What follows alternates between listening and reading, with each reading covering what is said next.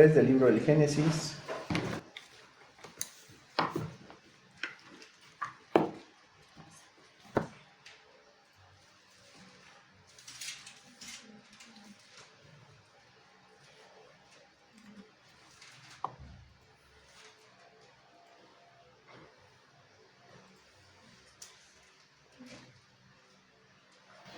Y vamos a leer el versículo número 15, hermanos, por favor. Génesis 3:15, si ustedes tienen sus Biblias allí. Vamos a darle lectura a este versículo que dice de la siguiente manera, lo leemos juntos, por favor. Dice así la palabra de Dios: y pondré enemistad entre ti y la mujer, entre tu simiente y la simiente suya. Esta te herirá en la cabeza y tú le herirás en el calcañar. Amén. Muy bien, ahí vamos a dejar la Biblia abierta. El día de hoy vamos a dar inicio al párrafo número 2 del capítulo número 7 de la Confesión de Fe. Recuerden que la semana pasada hablábamos acerca de la condescendencia de Dios, que el Señor condesciende justamente y mira, como dice en la Confesión de Fe, a no ser por alguna condescendencia voluntaria de parte de Él que a Él le ha placido expresar en forma de pacto. Dios condesciende al ver la necesidad del hombre, la brutal necesidad del hombre que está en ruina. Dios condesciende y el párrafo 2, nos va a mostrar la respuesta de Dios a esa ruina. ¿Cuál es la respuesta de Dios a esa ruina? Pues dice la confesión, es un pacto al que llamamos nosotros el pacto de gracia. Recuerden, Dios hizo un pacto con Adán, ese pacto es llamado el pacto de obras, en el cual Dios compromete a Adán, Dios de alguna manera obliga a Adán a que cumpla ese pacto, o sea, le da obligaciones. Cuando digo obliga, no es que lo fuerce, sino que le da obligaciones, ¿sí? Y también le promete vida, ¿verdad? Le promete vida. Todos vimos lo que Adán hizo con ese pacto, fracasó con ese pacto y en ese fracaso fracasó toda la humanidad que era representada por Adán en el jardín del Edén. Ahora bien, tras esta ruina, ¿qué hace Dios? Dice la Confesión de Fe que Él condesciende para manifestar su gracia a través del pacto o de un pacto. Y este pacto del que habla la Confesión de Fe es la respuesta de Dios a la ruina del hombre, que es el pacto de gracia.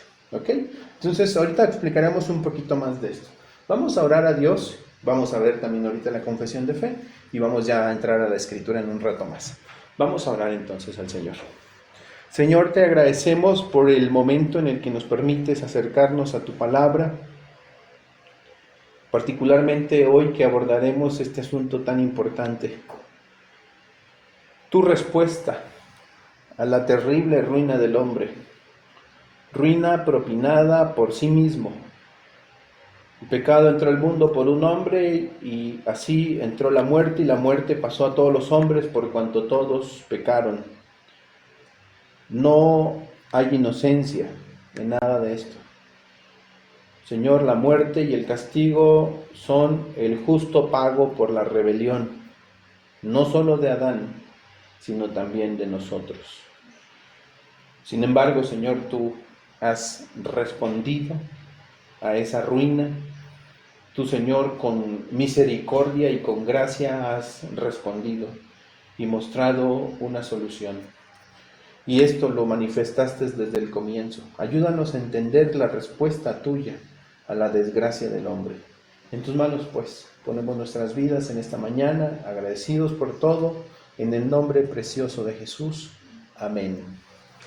Ok, si ustedes están en su confesión de fe, se van a dar cuenta que el párrafo 2 del capítulo 7 presenta una de las verdades más importantes dentro de la teología del pacto, la teología pactual.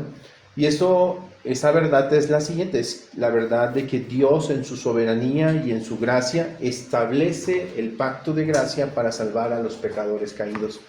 Esa es una verdad muy importante dentro de la teología del pacto, entender el propósito de lo que Dios hace. El propósito del pacto divino es básicamente salvar a los pecadores caídos en Adán. Es decir, Dios entiende que lo que Adán ha hecho no solo ha traído ruina para sí mismo, sino ruina para todos sus descendientes. Por tanto, Dios responde, Dios actúa, estableciendo un pacto que es llamado el pacto de gracia, o un nuevo pacto, también se conoce. ¿Por qué es un nuevo pacto? Porque es nuevo a diferencia del primero.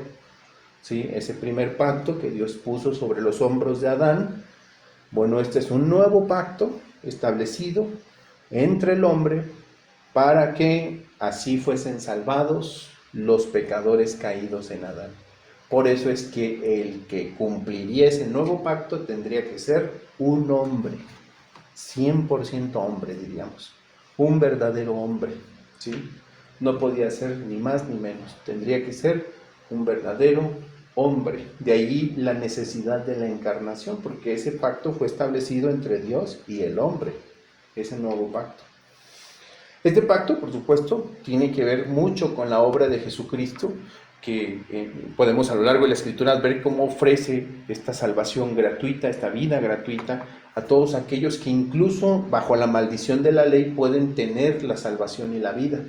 O sea, la gente que está maldita bajo los designios de la ley, bajo las determinaciones y las declaraciones de la ley de Dios, aquellas personas que están bajo esa maldición pueden tener salvación y vida por medio de la obra de Jesucristo, que bueno, estaremos viendo a lo largo de estas semanas. Ok, si alguien tiene la confesión de fe, vamos a echar un vistazo a lo que nos dice el párrafo 2. Vamos a estar viendo lo que la confesión de fe nos dice respecto al párrafo número 2. Si están allí, dice de la siguiente manera. ¿Alguien quiere leerlo, por favor? Párrafo número 2. Además, habiéndose el hombre acarreado la maldición de la ley por su caída, agradó al Señor hacer un pacto de gracia, en el que gratuitamente ofrece a los pecadores vida y salvación por Jesucristo, requiriéndoles la fe en Él para que puedan ser salvos, y prometiendo dar su Espíritu Santo a todos aquellos que son ordenados para vida eterna, a fin de darles disposición y capacidad para creer. Ok, gracias, hermana. Si ustedes leyeron bien el párrafo, se van a dar cuenta que hay por lo menos 5 grandes asuntos importantes. Lo primero que comienza la confesión de fe a decirnos es que el hombre se acarrió ruina, maldición bajo la ley por su caída. O sea, empieza la confesión hablándonos de la responsabilidad del hombre bajo esa ruina. Luego, el segundo asunto que la confesión trata es que, dice el párrafo número 2, agradó al Señor hacer un pacto de gracia. Lo segundo que habla la confesión de fe es acerca del pacto de gracia, como la respuesta de Dios a esa ruina, a esa maldición. Y luego también, obviamente, acerca de las ofertas que se prometen en este pacto de gracia, dice el pasaje de la confesión, ofreciendo a los pecadores vida y salvación por Jesucristo. El tercer asunto que se demanda es fe en Jesucristo, dice, requiriéndoles la fe en Él para que puedan ser salvos. Así que la fe es la condición o una de las condiciones del pacto. El cuarto asunto que se trata, y prometiéndoles dar su espíritu a todos aquellos que son ordenados para vida eterna, ¿verdad? Es el Espíritu Santo, una promesa también del pacto. Y finalmente, lo último que trata la confesión de fe es la seguridad del pacto.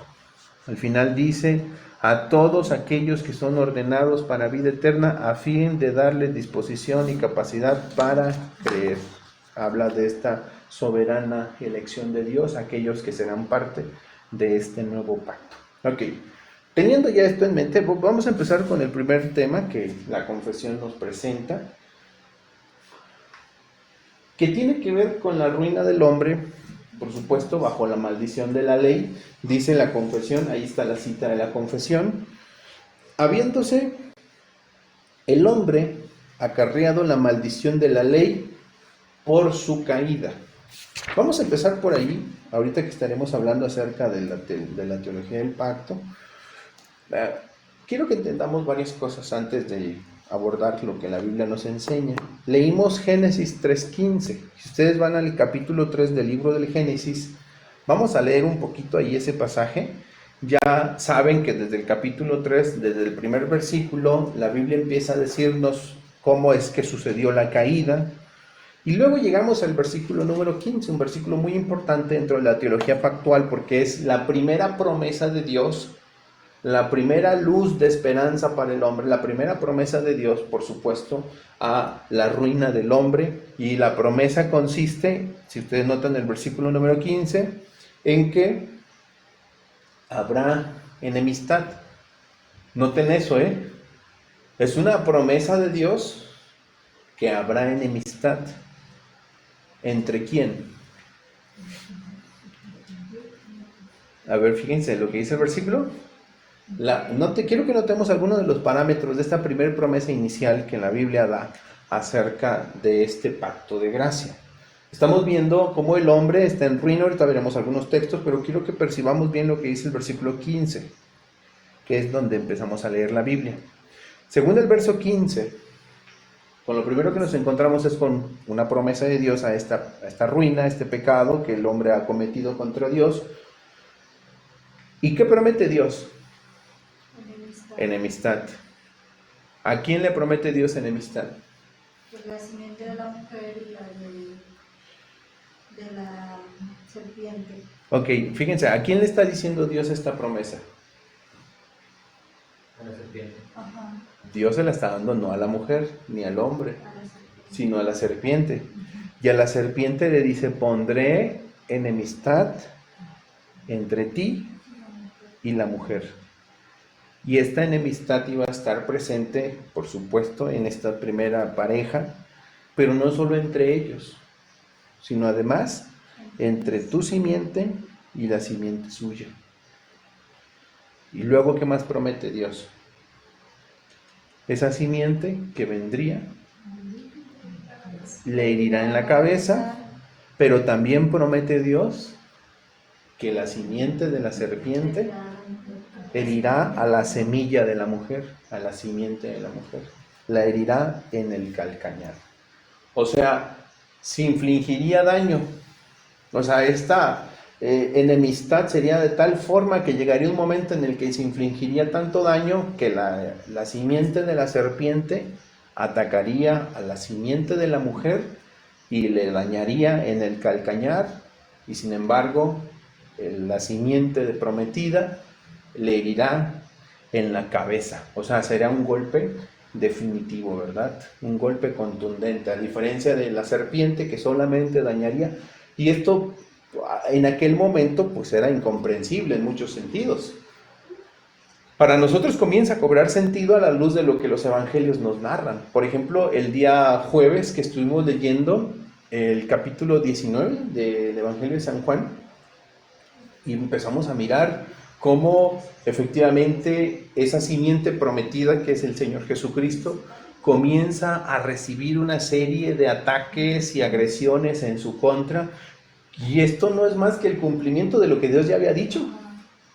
Y lo hace hasta la muerte, al punto de llevarle a la muerte al Señor Jesucristo. ¿Se refiere aquí la simiente es solamente al Señor Jesucristo o a todos los creyentes? Bueno, Apocalipsis nos da una respuesta posteriormente. En el capítulo 12, donde se habla de la mujer que está encinta, esta mujer que está encinta y que tan pronto como ella va a dar a luz, dice que el dragón está delante de ella para devorar con sus fauces al hijo de la mujer. Y que después, al final del capítulo, termina diciendo que se fue a hacer guerra contra el resto de la descendencia de ella. Por supuesto que no solamente es en primera instancia el Señor Jesucristo, pero también aquellos que creen en su nombre. Y la simiente de la serpiente es Satanás. Es Satanás, es su reino, su reino de tinieblas, que está, como Jesús decía, en enemistad con la iglesia. Por eso decía Jesucristo que no podría hacer frente, ni las puertas del infierno harán frente contra la iglesia. Todo lo que es incrédulo está En contra. incluido. En contra, les guste o no, están en contra del reino de Cristo. Y eso es tremendo, ¿verdad? Y por eso es que hay una hostilidad constante, frenética. Y fue tan frenética hace 2000 años que llevó al Señor Jesucristo a la cruz del Calvario, y que esa misma hostilidad frénica llevado a muchos creyentes después del Señor Jesucristo a padecer, y que seguirá existiendo esta rivalidad, esta enemistad entre el reino de las tinieblas y el reino de Dios. Seguirá existiendo, eso lo promete la Biblia. Es más, es tan real esta enemistad y esta persecución que se ocasiona por causa de esta enemistad, que el apóstol San Pablo decía, por ejemplo, que era necesario que a través de muchas tribulaciones llegáramos al reino de Dios. O sea, hay toda una serie de tribulaciones, una vida tribulada. Es más, San Pablo decía, el que quiere vivir piadosamente padecerá persecución. O sea, así de plano. Hermanos, cuando dimensionamos las palabras de lo que este pacto nos promete, nos damos cuenta que las promesas de Dios dentro de esta primera promesa inicial implica hostilidad, agresividad, rivalidad. Ahora, ¿cómo es que los santos hacen frente a esta rivalidad que existe entre la serpiente y sus simientes? ¿Cómo es que lo hacemos nosotros? Bueno, Pablo nos dice en Efesios 6 cómo lo hacemos. Utilizando toda la armadura de Dios para que podáis resistir en el día malo. Y es así como hacemos frente, con el apresto del Evangelio, el cinto de la verdad, la coraza de la justicia, el yelmo de la salvación, el escudo de la fe, la espada del Espíritu, que es la palabra de Dios. Y son las cosas que nosotros usamos. No hacemos frente a este reino de tinieblas de otra manera, hermanos. No es peleando verbalmente con el enemigo ni nada por el estilo. La ocupación de los creyentes está en enfrentar este reino de las tinieblas, haciendo el bien, haciendo lo justo, viviendo verazmente, predicando el Evangelio, confiando en las promesas que la palabra de Dios nos da, ¿sí? Usando bien la espada del Espíritu. Ahora, esta hostilidad se va a mantener y va a permanecer. Ustedes tal vez oyeron y han oído, dentro de una corriente teológica que existe y que es muy famosa, se conoce como dispensacionalismo, se promete una persecución brutal en el fin del mundo, ¿sí? Y la gente piensa que pues existirá una persecución brutal en el fin del mundo. Dentro de esta corriente teológica hay quienes opinan que sí existirá esta persecución, pero la iglesia no padecerá esta persecución, sino que será raptada previa a esta tribulación. Otros dicen no, serán raptados a la mitad de la tribulación. Otros dicen no, sí pasarán la tribulación. Cuando ustedes observan pasajes como estos, y cuando observan lo que el Nuevo Testamento nos enseña, el Nuevo Testamento no enseña una tribulación futura. O sea, no es solamente un periodo de prueba futuro. La Biblia promete tribulación constante. No hay un momento en el que esta enemistad no exista. O sea, por eso es que cuando nosotros vemos a los creyentes en la Biblia, en el Nuevo Testamento, nos damos cuenta que están padeciendo. Hoy vamos a hablar acerca de eso en la carta a los Gálatas. Dice Pablo, ¿habéis padecido en vano entonces? O sea, ellos estaban sufriendo por el Evangelio. Y lo mismo le pasó a muchas otras iglesias que padecieron a manos de los opositores. Y Pablo decía que era necesario que los mismos sufrimientos de Cristo se repitieran en todos los santos.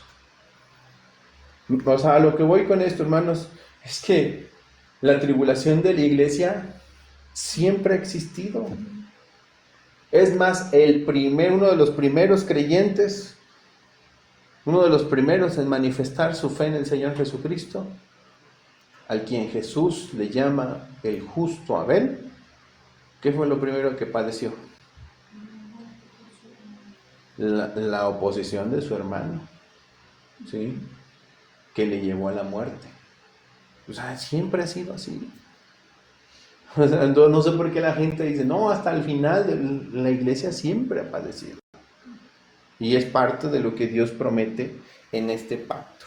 Ok, bueno, una vez que hemos visto esto, recordemos que lo primero que la confesión nos lleva es a declarar que el hombre se ha acarreado la maldición bajo la ley por su caída. O sea, lo primero que le hace la confesión de fe es recordarnos en este párrafo 2 en qué condición se encuentra el hombre, el ser humano. Hoy veíamos lo que va a pasar con el ser humano. ¿Por qué, hermana Erika, cree que estas consecuencias tan terribles le pasarán al ser humano, a los malvados que no tienen a Cristo? Eso es lo que merece todo ser humano en realidad. Pues por la rebelión de rechazar a Dios, Ajá. por su incredulidad. Ok. Esas son las consecuencias, o sea, su corazón endurecido, pues se empecina en ser su propio Dios y no reconocer al Dios verdadero. Exacto. Todas estas cosas son, diríamos, acciones constantes del ser humano. Ahora, la confesión, la forma en la que la confesión lo dice es porque ellos están bajo maldición. El ser humano está bajo maldición, dice, habiendo acarreados el hombre la maldición de la ley por su caída. El ser humano está bajo maldición. O sea, suena muy feo, porque creer que el ser humano está maldito y que son malditos los hombres. Pero son malditos no porque nosotros los llamemos así despectivamente, son malditos porque están bajo la maldición de la ley por su caída.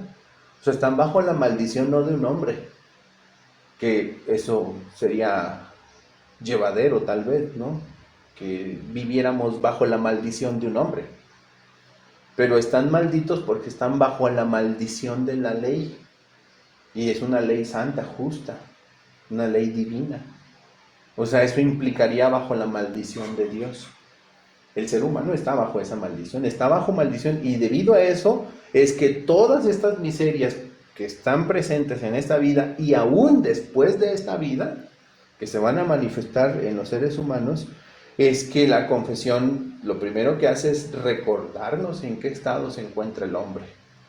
Lo primero que dice es que el hombre está bajo ruina y bajo maldición por causa de la ley, ¿verdad? ¿Y esto será cierto? ¿Será que de repente estamos exagerando un poco al hablar del ser humano de esta manera?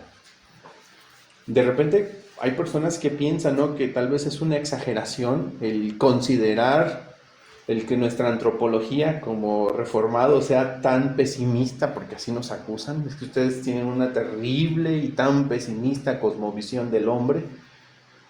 Bueno, es que quisiéramos tener realmente otra. Le platicaba a Obed hace un ratito que esta semana leí un título. No leí el artículo, la verdad, les confieso que no me dio interés absolutamente nada para leerlo, pero un artículo de una revista cristiana que ronda en internet, y el título decía: el pecado del hombre, o sea, el pecado que cometen las personas, es el producto de todos nuestros asuntos no resueltos. O sea, según este título de este artículo, las personas pecan porque tienen asuntos no resueltos en su vida. O sea, como podremos decir, alguna frustración, alguna, sí, cuestiones allí, resentimientos. Esos asuntos no resueltos son los que llevan a las personas a pecar. Y le preguntaba a ver qué opinaba, ¿verdad?, al respecto. Por supuesto, es obvio que no estamos de acuerdo, porque cuando vemos al hombre pecar, vemos que el hombre peca no porque tenga asuntos no resueltos, el hombre peca porque es pecador, porque en su naturaleza el hombre es rebelde a Dios, está bajo esta corrupta maldición de su naturaleza caída, pervertida, degenerada, inmoral, que le lleva nada más y nada menos que a pecar. O sea, el hombre peca porque pues, su naturaleza pecar. No puede no pecar el hombre. El hombre peca porque su problema es un problema de tipo espiritual y ontológico. Cuando nosotros pensamos que el hombre peca porque tiene asuntos no resueltos, pues obviamente Eso es más fácil escucharlo, ¿no? Porque si yo te digo, hermano, tu problema es que, ¿sabes qué? Tú estás haciendo esto, tú te comportas de esta manera porque hay algo ahí que no resolviste en tu infancia, a lo mejor no has perdonado a tus papás, no te has perdonado a ti mismo. Entonces, mira, empieza a trabajar en ti. Es algo en lo que tú puedes trabajar, ¿no? Pero cuando alguien te dice, mira, hermano, tu problema es más serio de lo que tú te imaginas, porque tu pecado es el producto de tu naturaleza caída, corrompida. Y la noticia es aún peor. Y es tan horrible tu condición que ni tú ni nadie puede hacer nada al respecto. Pero bueno, nadie quiere oír eso. A nadie le agrada escuchar eso. Ni tú, por mucho que trabajes y te esfuerces en cambiar esto, podrás cambiarlo. Y no solo tú, nadie podrá ayudarte. Porque todos los demás estamos bajo esta misma condición. Necesitas un milagro. ¿Sí me explico? Y hermanos, a lo que voy con esto es que a veces pensamos que somos muy catastróficos, ¿no? Los reformados o los cristianos, cuando vemos este tipo de cosas, estamos exagerando. No, quisiéramos realmente tener una opinión más optimista del ser humano, pero no es posible. A la luz de las Sagradas Escrituras, el hombre está bajo maldición, está maldito. Por eso hace lo que hace, por eso actúa como actúa, por eso es que es traicionero, rebelde, por eso es enemista, por eso es que tiene envidia, por eso es que tiene malos pensamientos, por eso es que odia, por eso es que miente, roba, mata, adultera, todo esto, ¿por qué? Porque esa es su condición. No puede no hacerlo. Ahora, no lo declaramos nosotros, yo insisto, seguramente los confesores habrían querido poner una perspectiva más optimista del ser humano, pero hermanos, somos realistas a la luz de la Escritura y a la luz de las Sagradas Escrituras, el ser humano está bajo maldición. Miren, si hubiera realmente una pequeña esperanza para el hombre, si tan solo hubiera habido una pequeña esperanza de que el hombre hiciera algo por sí mismo, para mejorar o para agradarle a Dios, seguramente Jesucristo no habría venido. Porque entonces Dios habría apelado a esa pequeña posibilidad. No hubiera sido necesario que viniera Jesucristo. Pero fue necesario. Fue necesario porque ninguno de nosotros puede hacer nada por sí mismo. El ser humano está en tal ruina que no puede simplemente hacer nada por sí mismo, no puede cambiar, no puedes trabajar en ello. Yo insisto, cómo la psicología se ha ido infiltrando incluso en las iglesias. Y pues por supuesto, esto es bien agradable. Porque entonces si tengo que trabajar en mí mismo, pues entonces mientras tanto me tienes que comprender, tienes que ayudarme, ¿me entienden? Entonces, si el problema es un problema marital, pues ¿sabes qué, mi amor? Yo soy así y tengo este problema porque lo traigo arrastrando desde la infancia, entonces ayúdame, compréndeme, en lugar de que te arrepientas, ¿verdad? Y obviamente esto es algo que solo Dios puede hacer. Dios puede, es el único que puede poner en el corazón del ser humano el arrepentimiento genuino. Pero bueno, ¿será cierto que el hombre está en tal condición, hermano Rocío? Que el hombre, como la confesión de fe dice, se haya acarreado la maldición de la ley por su caída. ¿Será cierto esto? ¿Usted cree que no estamos exagerando demasiado la confesión de fe al describir al ser humano así? No, porque ya también hablan, por ejemplo, lo que nos acaba de enseñar, de compartir ahorita, o sea, suavizan las cosas, como para que no se sientan tan mal, está así, pero no, o sea, yo que vengo de algunas iglesias veo como si de alguna manera le suavizan las cosas a las personas como para que no se sientan, pero no le enseñan la magnitud del problema que acarrea el pecado. Claro. Y por ejemplo en este caso, que como dice que el pecado, que a través de ya arreglar sus cosas, va a liberarse del pecado, por decirlo así. O sea, se oye pues bien apapachador, ¿verdad? Para los creyentes y que no se ofendan porque pues nadie puede, ya lo hemos visto. Y sí, a mí también me ha tocado la parte de que yo cuando platico, sienten como las cosas muy bien extremas. O sea, no es que no puede ser así, o sea, es que es así. Sí, Pero claro. no estamos acostumbrados. Bueno, yo Claro. no estaba, ahorita ya, gracias a Dios, ya voy. Pero no estábamos, no están muchas veces los cristianos no están acostumbrados a oír esta parte, tan impactante de la palabra de Dios. No están acostumbrados. Claro. Si tan solo la vez pasada cuando lo de los niños, que decimos que pues el niño también viene en está también Sí, en esta condición. Claro. ¿Qué respuesta escuché? No, pues es que los niños son inocentes, o sea, ¿cómo puedes decir que los niños se pueden ir al infierno si, mira el bebé que esto y que el otro? Sí. Sí, no están acostumbrados. La mayoría de las iglesias no están acostumbradas a recibir esto. Y ya se desatan muchos factores, muchos intereses también a veces personales. Claro, hermano. Pero no lo hacen, no llegan a este punto de verdaderamente importante. Yo creo que si lo hicieran, otra cosa sería. Sí, es que esto nos lleva a buscar al Señor, su misericordia, a entender que no está en nosotros ni podemos hacer nada. No hay nada que hacer. Es tan grave la ruina que, bueno, no me crean a mí. Vamos a ver qué dice Dios, si verdaderamente es lo que dice Dios. En Génesis, justamente, cuando Dios está hablando con la serpiente, desde el versículo 15 le dice: y pondré enemistad entre ti y la mujer, entre tu simiente y la simiente suya. Este te herirá en la cabeza y tú le herirás en el calcañar. Ahí estamos en el capítulo número 3.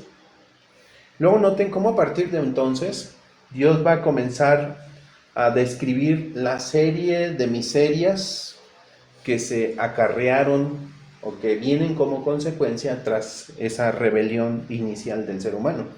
A la mujer dijo, ahora sí dirige sus palabras a la mujer: multiplicaré en gran manera los dolores de tus preñeces, con dolor darás a luz a los hijos, y tu deseo será para tu marido, y él se enseñoreará de ti.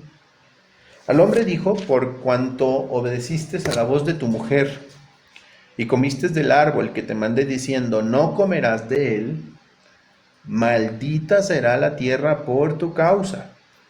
Con dolor comerás de ella todos los días de tu vida. Espinos y cardos te producirá, y comerás plantas del campo.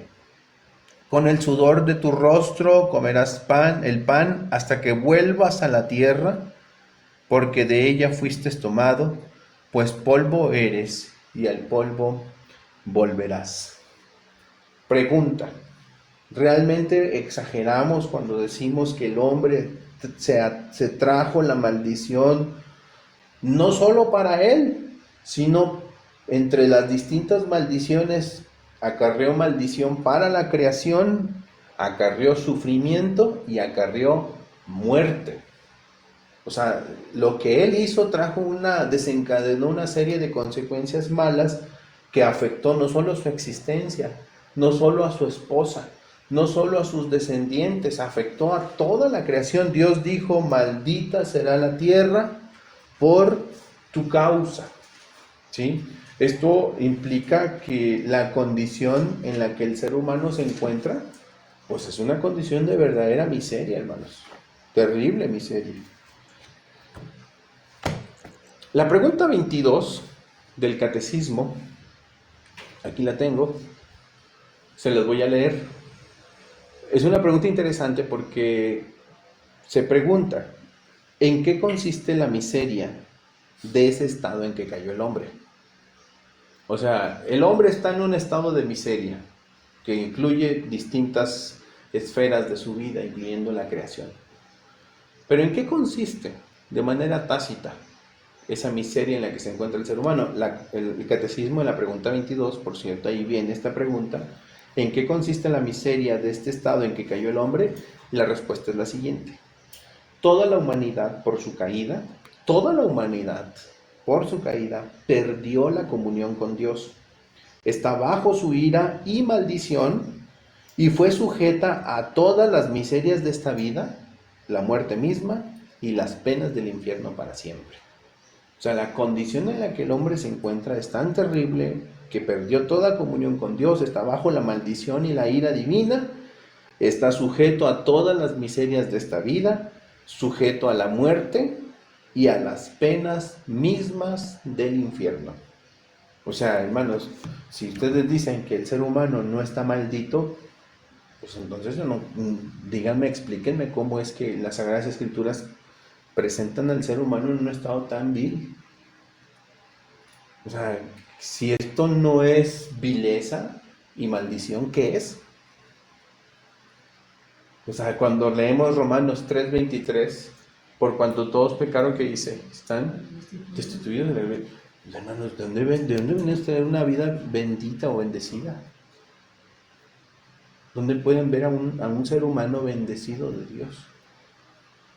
El hombre no está bendecido por Dios, el hombre está bajo la maldición de la ley. Que Dios tenga misericordia de ellos y no los fulmine de una vez por todas, eso es otra cosa.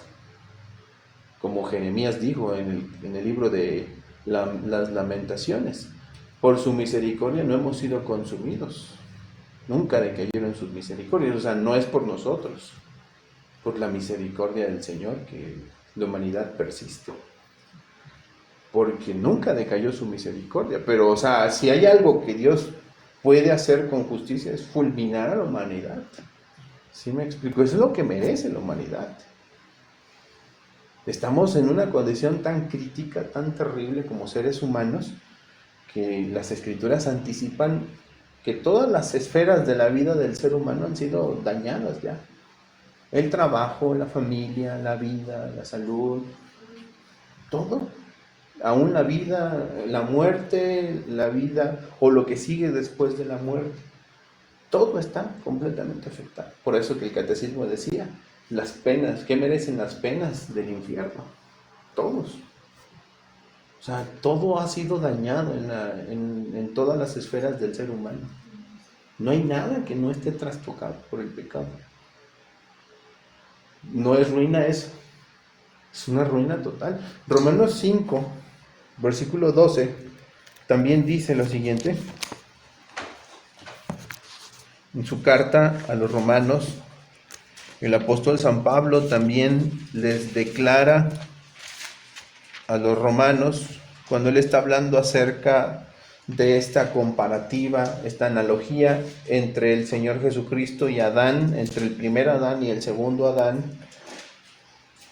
dice, en versículo 12, por tanto, como el pecado entró en el mundo por un hombre, o sea, este es Adán, y el pecado, y por el pecado la muerte, o sea, el pecado introdujo la muerte, así la muerte pasó a todos los hombres, por cuanto todos pecaron. Pregunta, hermanos, ¿en qué condición espiritual se encuentra el ser humano?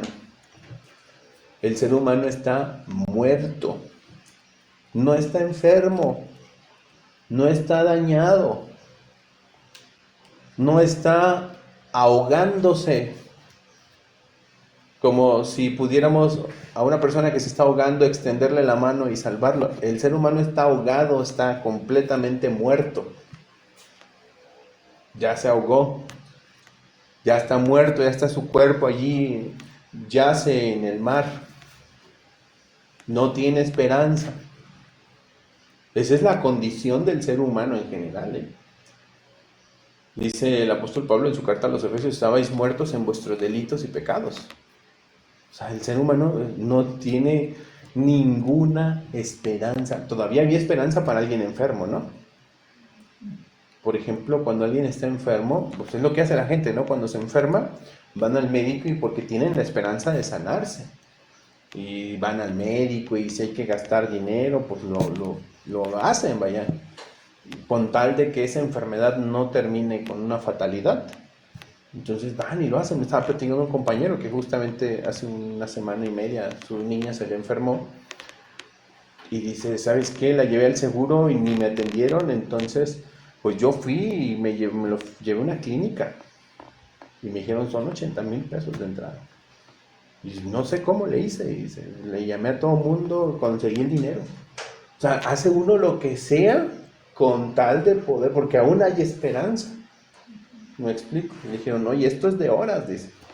Así que si quieres ya, empieza ahorita, ¿sabes? En cuestión de horas, porque había esperanza. Pero ¿qué hacen con un muerto? Con un cadáver que ya está allí muerto, putrefacto, padrido, putrefacto, ya me salió la palabra. Que ya está putrefacto. ¿Qué hacemos con un muerto en esa condición? No hay ninguna esperanza ya más. Y así se encuentra el ser humano, ¿eh? Y esto es debido a la ley. Fíjense, Gálatas capítulo 3, de esto lo veremos en las siguientes semanas. Capítulo 3, versículo 10.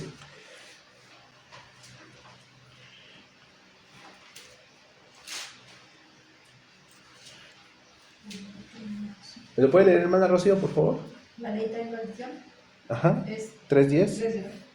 porque todos los que dependen de las obras de la ley están bajo maldición, pues escrito está, maldito todo aquel que no permaneciere en las cosas escritas en el libro de la ley para hacerlas. Si el ser humano fuera de Jesucristo quisiera encontrar el agrado de Dios, ¿qué tendría que hacer? Permanecer en todas las cosas escritas en el libro de la ley. Cumplir todo lo que Dios le manda. Pero, ¿qué pasaría si no puede cumplir uno? Según Gálatas 3:10. Maldito todo aquel que no permaneciere en todas las cosas escritas en el libro de la ley. Simple y sencillamente caería abajo. Y eso es lo que tiene el hombre. El hombre, el ser humano, obviamente en su estado natural, fuera de Cristo, al estar fuera de Cristo Jesús, obviamente ellos tienen la responsabilidad de hacer lo que Dios demanda. Está sobre sus hombros esta misma responsabilidad. Pero ¿qué han hecho desde el principio? Todo lo contrario. Así que el ser humano, por no cumplir los estándares divinos, están bajo maldición. O sea, suena feo, ¿verdad? Porque no vamos a decirle a la gente, ¿sabes qué? ¿Sabías que la Biblia dice que eres un maldito? Pero eso dice, ¿verdad? Usamos otras expresiones, pero en última instancia las Sagradas Escrituras declaran que el ser humano es maldito.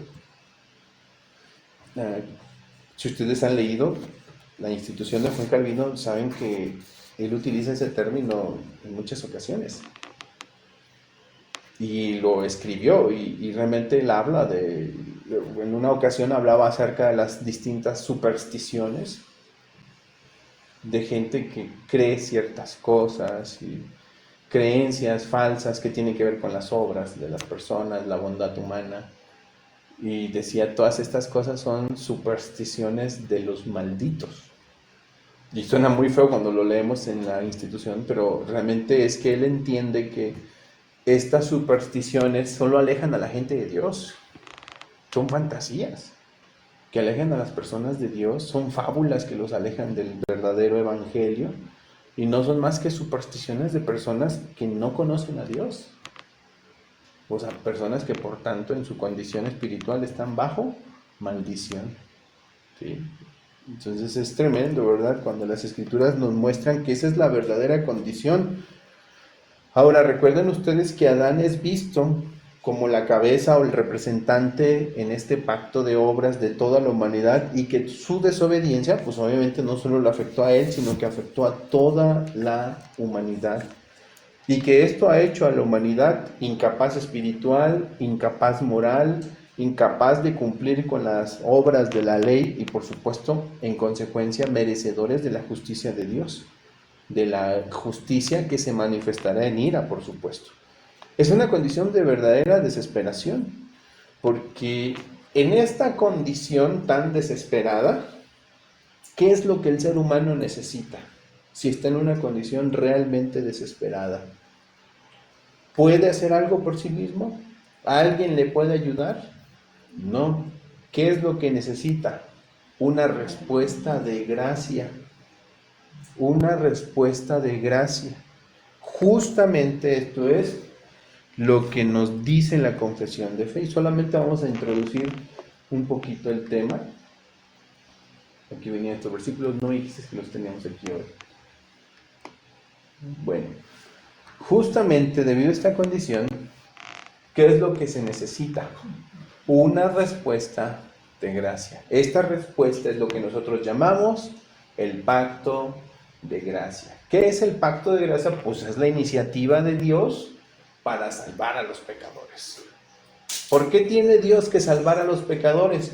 Porque ellos no pueden salvarse a sí mismos. La confesión de fe reza así: agradó al Señor, o sea, recuerden lo que dice la primera parte de la confesión de fe: habiéndose el hombre acarreado la ruina debido a la ley, está bajo esta maldición de la ley, en esa condición maldita, agradó al Señor hacer un pacto de gracia en el que gratuitamente ofrece a los pecadores vida y salvación por Jesucristo. No olvidemos esa parte del contexto, ¿eh? O sea, el pacto de gracia es la respuesta de Dios a la miseria del hombre, a la maldición en la que el hombre se encuentra. ¿Sí me explico? Es algo que, por supuesto, Dios responde en esa misericordia y gracia infinita de Él. Él responde a esta necesidad tan terrible en la que el hombre, a esta desesperación en la que el hombre ya se ha sumergido por su propio pecado. ¿Sí? ¿Qué ha hecho Dios? Hizo un pacto de gracia. ¿Correcto? Bueno, vamos a adentrarnos un poquito solamente en un par de textos, porque lo vamos a dejar para la próxima semana para entender bien esto. Quiero ver si estamos aprendiendo un poquito acerca de esta teología del pacto. Voy a preguntar algunas cosas.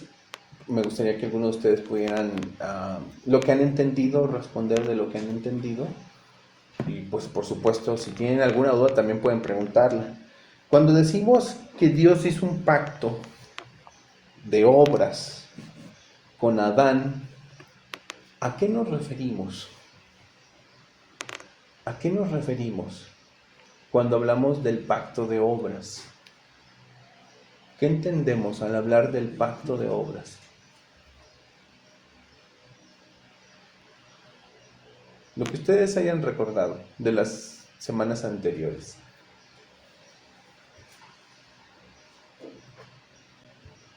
No les dé pena.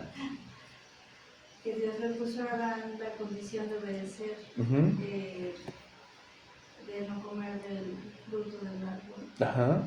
Y pues ese Adán rompió ese pacto. Ok, entonces cuando hablamos del pacto de obras hablamos de la imposición divina, soberana, pero que también no es una imposición tiránica, es un acercamiento amoroso, ¿por qué? Porque Dios es tan alto y la criatura tan pequeña.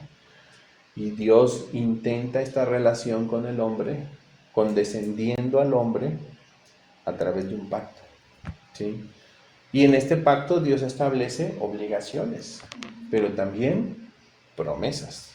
¿Cuáles serán estas promesas? La vida, obviamente, ¿sí? Tras ese periodo de prueba el hombre viviría, alcanzaría la promesa del Señor. Obviamente, cuando hablamos del pacto de obras, hablamos de este pacto inicial, también en la teología reformada se conoce como pacto de la creación, porque es un pacto que recién se hace tan pronto como la creación se establece y Dios pone al hombre en esta creación, pero es un pacto de obras. ¿Por qué? Porque Él obliga al hombre a hacerlo, ¿sí? Pone al hombre bajo una responsabilidad, bajo una obligación de hacer y cumplir para ganar, ¿sí? Y Dios promete, en esa justicia Dios promete justamente vida, Dios promete bendición, ¿sí? Entonces allí hay una responsabilidad del hombre, y también Dios, al condescender al hombre, se responsabiliza de cumplir. ¿Qué es lo que va a cumplir? Vida. ¿Me entienden? Vida. ¿Qué pasó con el pacto de obras? Este primer pacto. que Dios establece en esta relación inicial que Él tiene con el hombre. ¿Qué sucedió, hermana Rocío? Pues, lo que ya dije fue eliminado Ajá. por el nuevo pacto.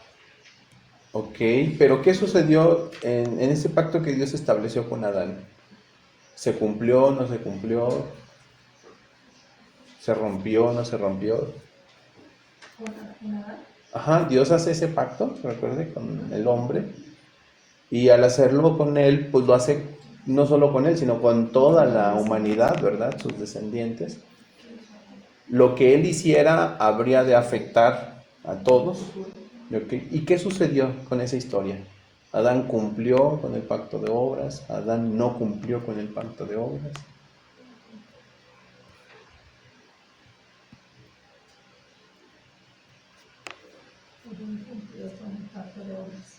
Adán quebranta, ¿verdad? Recuerden, quebranta el pacto. ¿Por qué? Porque se alza contra Dios, decide no obedecer a Dios. Acuérdense que la condición del pacto era no comer del fruto del árbol del conocimiento del bien y del mal. Él toma de ese fruto y él se alza contra su Señor, rompe el pacto y finalmente al romper el pacto, ¿qué sucedió? ¿Qué sobreviene para Adán y para todos sus descendientes? Todas las maldiciones, ¿verdad? De las que hemos hablado. El hombre se acarrió ruina para todos sus descendientes, pero no solo también al hombre, sino también a la creación misma, la introdujo en un estado de miseria, ¿sí? ¿Qué más? A ver, ¿qué más recuerdan ustedes? ¿Qué hace Dios al observar que el ser humano está arruinado ya? Que no se mantuvo en este pacto y que por tanto pues se acarrió toda la ruina, no solo para él, sino para todos sus descendientes. ¿Qué hizo Dios? Ajá, pero según lo que hemos visto, ¿qué hizo Dios? Dios nuevamente establece un pacto, pero ahora es un pacto de gracia. Vamos a ver las distinciones que hay entre el nuevo y el viejo pacto, o el viejo y el nuevo pacto. En términos generales lo vamos a hablar cuando lleguemos allí, pero Dios en respuesta a esta condición establece un nuevo pacto. Ahora este nuevo pacto ya no iba a estar sobre los hombros de Adán, sino sobre los hombros de una semilla, una simiente prometida, ¿sí? Y bueno, pues hasta allí hemos llegado hasta este momento. ¿Tienen alguna pregunta, hermanos? Por ahí vi que levantaste la mano. O sea, aunque Adán no haya cumplido el pacto de obras y hubo la necesidad de que Dios hiciera el pacto de gracia, el pacto de obras no quedó invalidado. No. Ahí va, voy a poner una pregunta. Pregunta, ¿el pacto de obras quedó anulado? No, obviamente no, ¿verdad? ¿Y cómo es esto?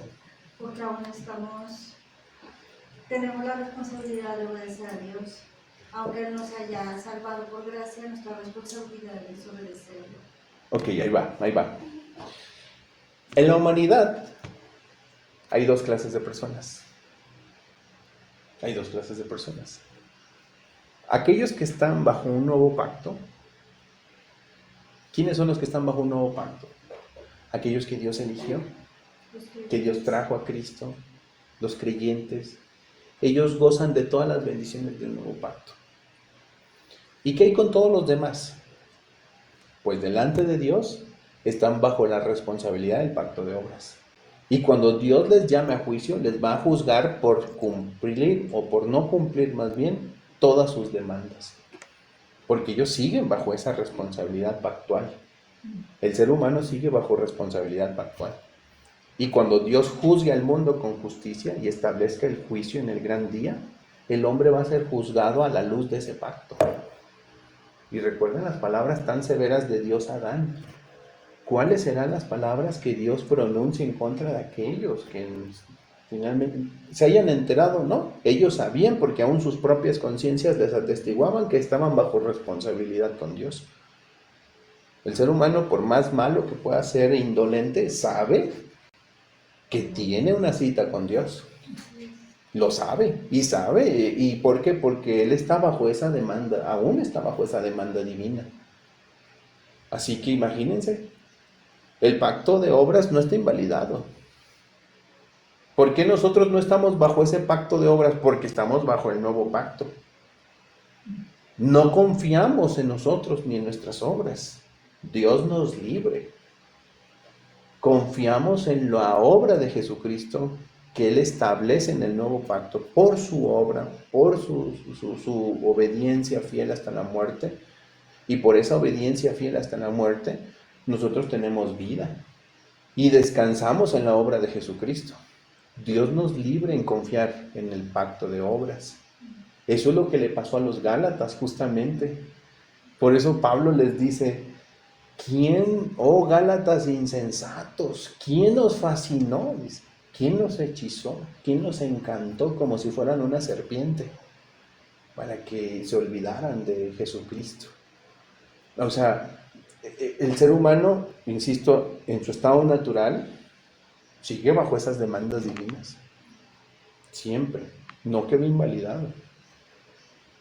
Pero aquellos que hemos confiado en Jesucristo, pues obviamente hemos recibido todas las bendiciones y las riquezas del nuevo pacto. ¿Sí? Por eso es que nuestra confianza está puesta en Jesucristo, de lo que hablaremos la siguiente semana. Y que este nuevo pacto, o el pacto de gracia, es la iniciativa de Dios para salvar, pues por supuesto, a los pecadores. ¿Sí? Por eso recuerden, hermanos, nuestra fe del creyente está solo en Cristo. ¿Por qué solo en Cristo? Las personas podrían decir, ¿por qué es el Hijo de Dios? Sí, es verdad. ¿Por qué solo en Cristo? Pero ¿cuál es la razón por la que nuestra fe está puesta en Cristo? No es solo porque Él es el Hijo de Dios. ¿Cuál es la razón pactual por la que nuestra fe está puesta en Cristo? A ver, razonemos un poco en la razón pactual por la que nuestra fe está puesta en Cristo Jesús. Porque solo a través de Él se ofrece vida y salvación. Ajá, pero en términos pactuales, ¿por qué? Porque Él es el único que cumplió el pacto de obras. Porque Él es el único que cumplió el pacto de obras por nosotros. De hecho, Cristo cumple el pacto de obras. ¿Sí? O sea, Cristo es obediente hasta la muerte. En esa obediencia que Adán no cumple, la cumple Cristo, no ni nosotros. Y por esa obediencia de Cristo a ese pacto, nos introduce justamente las bendiciones del nuevo pacto. ¿Sí? Miren, para entenderlo, lo vamos a llegar a abordar las siguientes semanas, pero voy a adelantar un poquito. La distinción entre el viejo pacto y el nuevo pacto, ¿saben cuál es? ¿Cuál es la diferencia entre las promesas y las demandas del viejo pacto y del nuevo pacto? ¿El viejo pacto qué exigía? El viejo pacto. ¿Qué le dijo Dios a Adán? ¿Vas a hacer? Lo vas a hacer. Y si lo haces, vas a morir. Si no lo haces, morirás. Obediencia absoluta. ¿Qué prometía Dios en ese viejo pacto? Vida eterna. Ese viejo pacto tiene distintas manifestaciones a lo largo de la historia en el Antiguo Testamento. Hablaremos de esto posteriormente. Por ejemplo, en la ley mosaica hay una expresión de este viejo pacto. Ahí en el viejo pacto, en la ley mosaica hay estas manifestaciones del viejo pacto, de las demandas del viejo pacto, donde Dios les dice, si lo haces vas a vivir, si no lo haces vas a morir. ¿Sí? La ley mosaica era una manifestación ya tangible de este viejo pacto. ¿Me explico? ¿Qué más se prometía en el viejo pacto, en las promesas del viejo pacto? ¿Se prometía el Espíritu Santo en el viejo pacto? Sí. El antiguo pacto prometía el Espíritu Santo. ¿Prometía un nuevo corazón y que la ley sería escrita en el corazón? Sí, también. ¿Qué más prometía el viejo pacto? ¿Vida eterna? Sí, también prometía vida eterna. Entonces, ¿cuál es la diferencia entre el viejo pacto y el nuevo pacto? Si el nuevo pacto o el viejo pacto en sustancia pareciera ser el mismo, con las mismas promesas que el nuevo pacto. ¿Cuál es la gran diferencia? Piénsalo por un instante. Tanto el viejo como el nuevo pacto parecen ofrecernos a la luz de las Escrituras lo mismo, en sus demandas y en sus promesas. ¿Cuál es la gran diferencia entre el viejo y el nuevo pacto? Que el viejo pacto fue puesto bajo los hombros de un hombre llamado Adán, y el nuevo pacto fue puesto bajo los hombros de otro hombre llamado Jesucristo. Esa es la gran diferencia, que el viejo pacto fue puesto bajo los hombros del hombre, y el nuevo pacto es establecido bajo los hombros y la responsabilidad de uno llamado Jesucristo. Obviamente, el hombre fracasó y el segundo Adán tuvo éxito. ¿Me comprenden? Entonces, por eso es que nuestra fe, pactualmente, la razón por la que nosotros tenemos que confiar en Jesucristo es porque Cristo cumple con todas las demandas del pacto. Él es el único que cumplió con todas las demandas del pacto, y al cumplir con todas las demandas del pacto, gana todas las promesas del pacto. ¿Sí? Que son vida eterna, la gloria eterna, todas las bendiciones espirituales que tenemos. Son las promesas del pacto. Y al tener estas promesas del pacto, pues obviamente a través de la fe puesta en el Señor Jesucristo, nosotros las recibimos. Entonces, la razón pactual por la que nosotros debemos confiar en Jesucristo solamente es porque Él cumple con todas las demandas del pacto que Dios hace, ¿sí? De todas las demandas divinas. Por esa razón es que nuestra fe está puesta en Cristo, ¿sí? ¿Me comprenden? Entendemos que porque Él es el único que ofrece vida eterna. Sí, pero ¿por qué puede ofrecer Jesucristo vida eterna? A ver, piénsenlo, factualmente. ¿Por qué Cristo puede ofrecer vida eterna? Porque cumple las demandas de la ley. Porque el pacto decía que el que cumpliera todo eso ganaba la vida eterna. ¿Por qué Cristo puede ofrecer, Obed, la paz absoluta? Porque es parte de la recompensa del pacto de obras. Y por tanto, Es aplicada a nosotros por el Espíritu Santo. a través de la fe en Cristo Jesús. Por eso es que podemos nosotros obtener todas estas bendiciones en Cristo, y Cristo pudo ofrecer esto. ¿Por qué? Porque eran las promesas del pacto. ¿Por qué Jesús pudo prometer el cielo y la gloria eterna?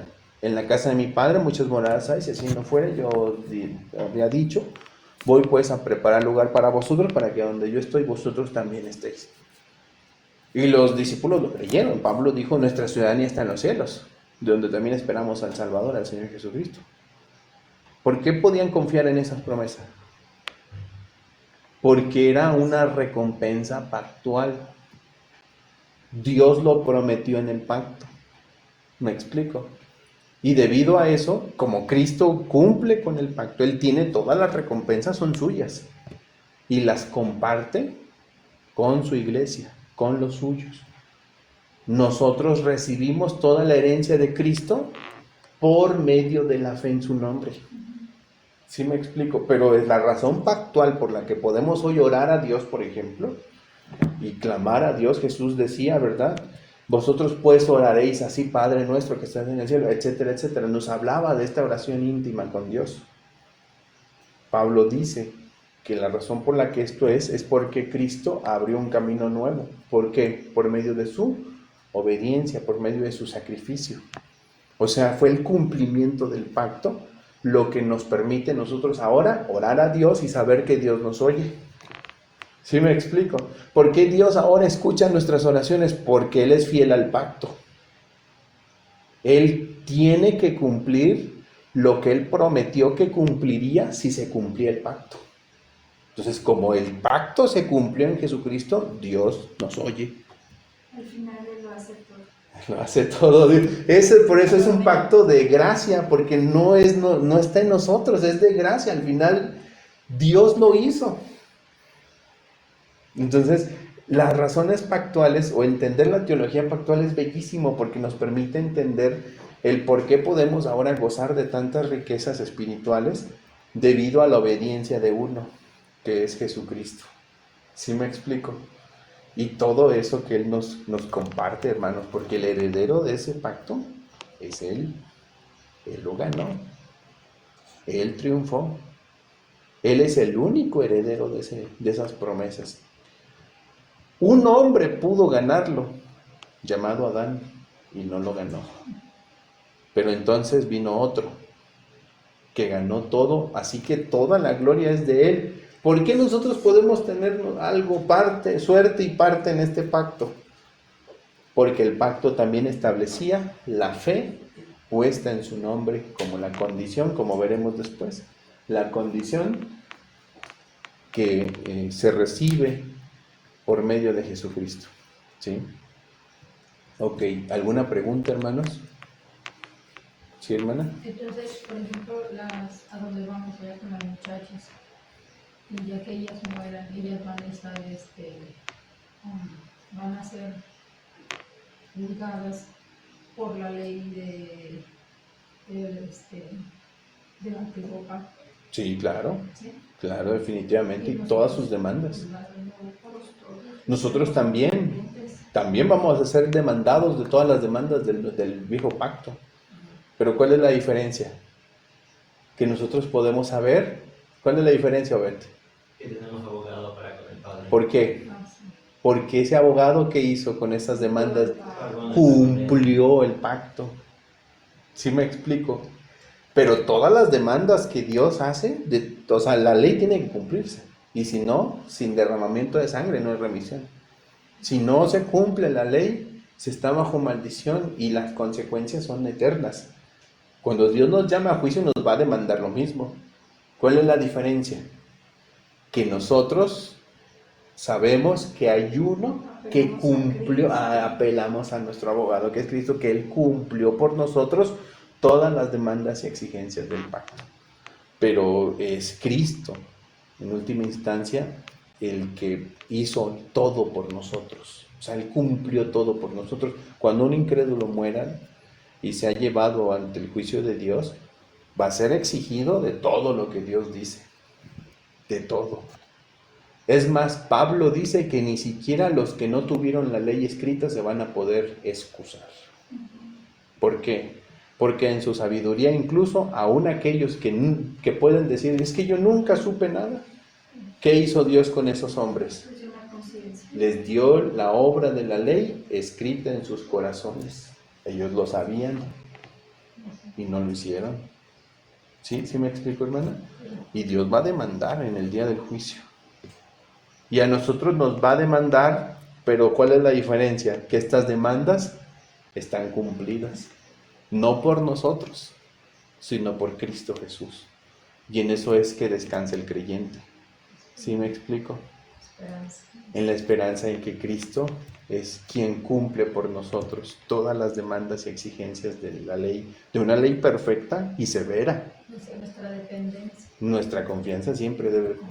Por eso es que siempre debemos depender de Cristo, hermana. Siempre, siempre. Cuando alguien dice, no, es que está bien Jesucristo, pero además yo voy a... No, ya estamos olvidándonos de que Él es el único que pudo cumplir y agradar a Dios. ¿Sí, Dulce? Es como entender que es la implicación de la justicia de Cristo en nuestras vidas. O sea, es algo, no, así lo entiendo yo en el pacto de gracia. O sea, que en vez del castigo que me acarreaba la ley, en el pacto de obras, ahora Cristo ha puesto en mí Exacto. su justicia. Y todas las riquezas que Él ganó, por supuesto, también nos son otorgadas, nos son imputadas, diríamos. Entender que eso es suficiente, o sea, no tengo yo que... No tengo nada más. Tengo que tener obediencia de un mandamiento, pero no no para salvar. No para salvarme, sino porque soy salvo. Porque soy salvo, porque amo al Señor. Sí, exacto. No vivimos en esta obediencia para alcanzar salvación, sino que vivimos en esta obediencia porque somos salvos, porque sabemos que Dios es santo, ¿sí? Que queremos servir a Dios, que queremos finalmente agradarle al Señor en nuestras vidas, pero no porque creamos que agradaremos en términos de salvación a Dios, no. Nadie le agrada a Dios en términos de salvación. El único que tiene complacencia, ¿no lo dijo Él? Dios lo dijo, o sea, Dios hasta le dijo a sus discípulos, este es mi Hijo amado en quien tengo complacencia. Y eso no lo puede decir Dios de mí. Ahora, ¿le complacemos nosotros a Dios? Sí, pero por causa de Jesucristo, porque Él es el mediador de un nuevo pacto. Recuerden eso, ¿sí? Por causa del pacto. Que nosotros no nos hagamos. Entonces, esto que estamos estudiando nos va a ir ayudando un poco más a entender la gracia, a entender que debemos ya librarnos de todas las ataduras que queremos imponernos para querer de alguna manera agradarle más a Dios, ¿sí? Que Dios nos ayude, hermanos. Una última pregunta, antes de concluir. Hermano Kichak, si yo dijera, ok, Jesucristo cumplió las demandas de la ley, su vida perfecta, su muerte perfecta y su resurrección manifiestan que Cristo Jesús es el perfecto Salvador y cumplidor de la ley y de sus demandas. Pero yo creo que puedo hacer algo, aunque sea chiquito, para mejorar, para ganarme la complacencia de Dios. ¿Qué opinas de eso?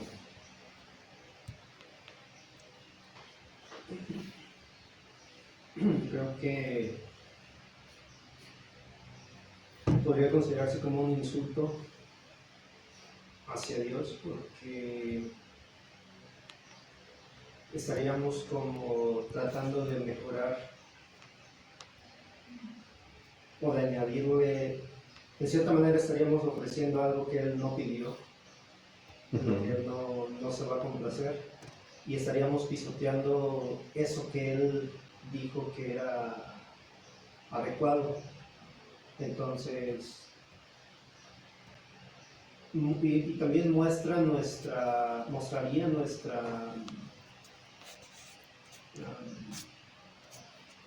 orgullo, nuestra arrogancia de pretender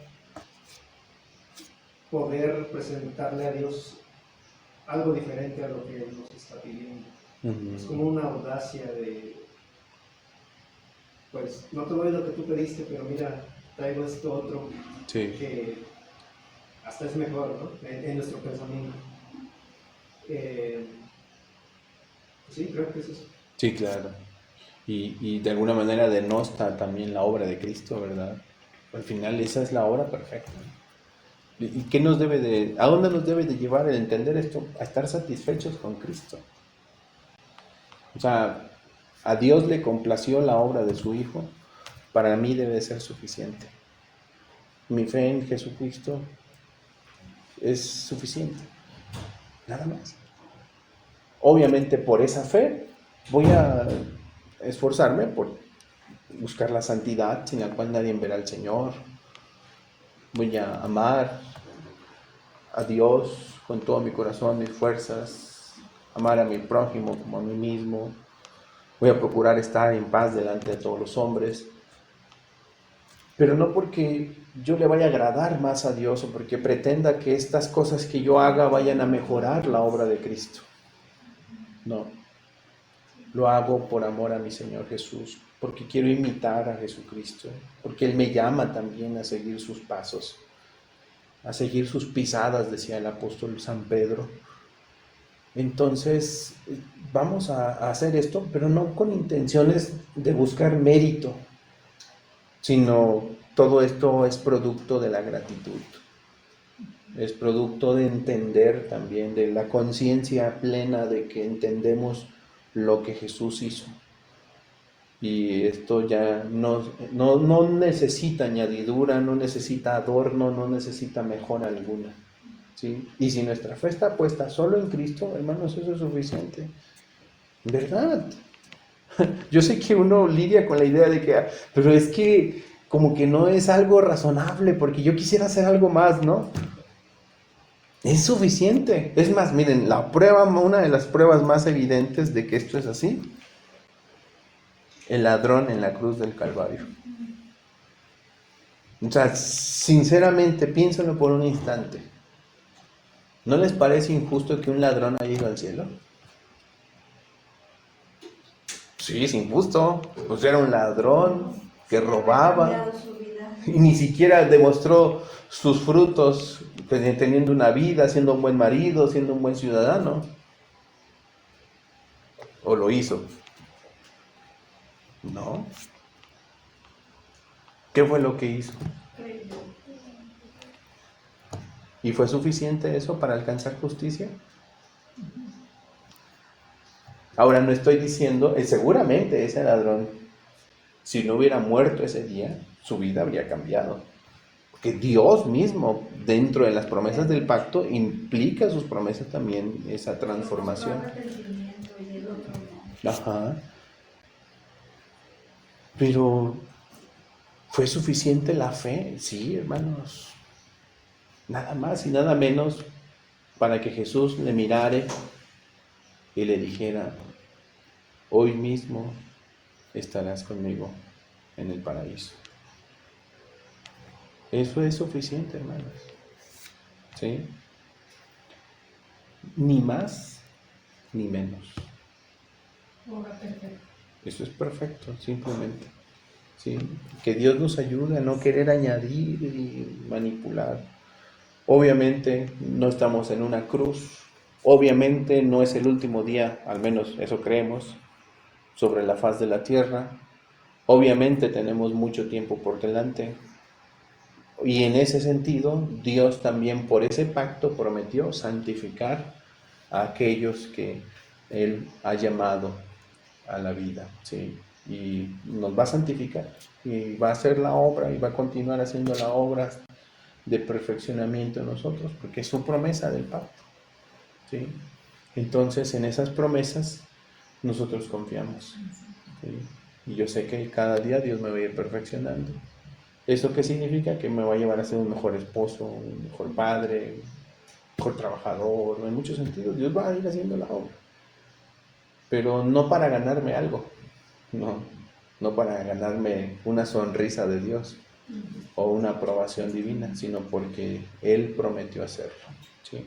Ok, pues bueno, vamos a concluir el día de hoy con esto. La siguiente semana nos quedamos en el punto 2 y vamos a comenzar a estudiar ese punto 2 y vamos a orar, ¿sí? Señor, te agradecemos por todo lo que tú has hecho de principio a fin. Hoy nos ha quedado claro, al menos hasta lo que hemos aprendido, que de principio a fin es tu obra, es lo que tú prometiste hacer. No hay ningún mérito humano en este glorioso